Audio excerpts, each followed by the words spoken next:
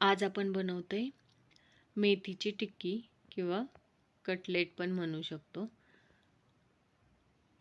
हा पण नाश्त्यासाठी बनवणार आहोत. एकदम टेस्टी असा लागतो हा. तर तुम्ही एकदा नक्की ट्राय करा. तर चला मग आता सुरुवात करूया. इथं मी अर्धी वाटी डाळ घेतलेली आहे. ही हरभऱ्याची डाळ आहे. ही आपण दोनदा स्वच्छ धुवून घेऊया आणि 1 तासासाठी आपल्याला ही डाळ भिजत ठेवायची आहे.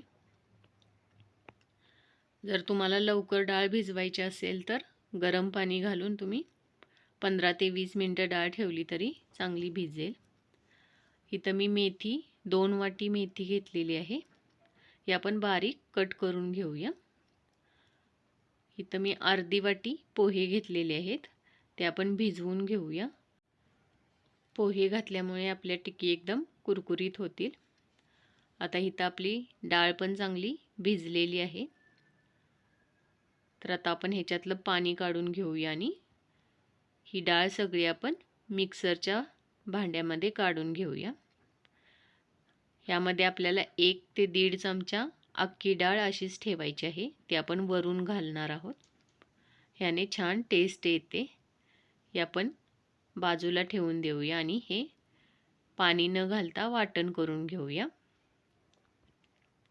हे आपल्याला थोडं जाडसरच वाटायचं आहे, म्हणजे टिक्की खाताना एकदम छान लागते. हे आपण एका बाउलमध्ये काढून घेऊया.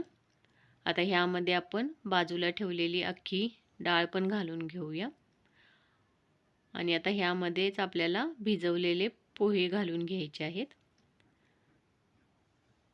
पोहे पण आपण इथं सगळे घालून घेऊया आणि बारीक चिरलेली आता मेथीसुद्धा ह्यामध्ये घालून घेऊया.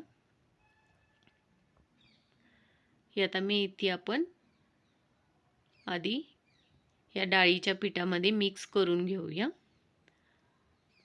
आणि आपण नंतर मसाले घालणार आहोत, म्हणजे आपल्याला मसाल्यांचा अंदाज व्यवस्थित घेता येईल. याचा आपण एक गोळा मळून घेऊया. आता आपण ह्यामध्ये मसाले घालून घेऊया. चवीनुसार मीठ घालायचं आहे.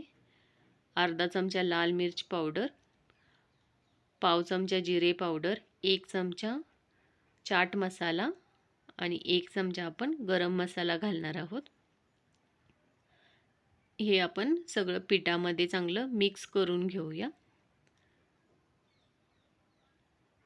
इथं जर तुमचं पीठ थोडं पातळ वाटत असेल तर तुम्ही ह्यामध्ये पोहे थोडे ॲड केले तरी चालेल किंवा बेसन घातलं तरी चालेल, पण आपण इथं जास्त वरचं पीठ वापरायचं नाही, नाहीतर आपल्या टिक्की खुसखुशीत होत नाहीत.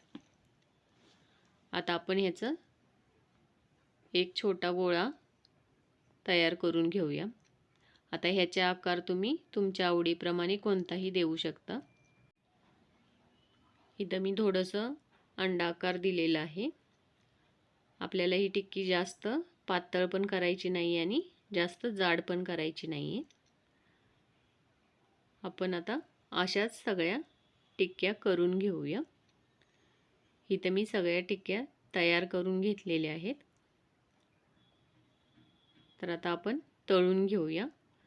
तेल थोडं मीडियम गरम झालं की आपण त्यामध्ये ह्या टिक्की टाकून घेऊया. इथं आपण जास्त तेल कडक करणार नाही आहोत. मीडियमच गरम आपल्याला करून घ्यायचं आहे तेल, म्हणजे आपल्या टिक्की छान अशा खुसखुशीत तयार होतील.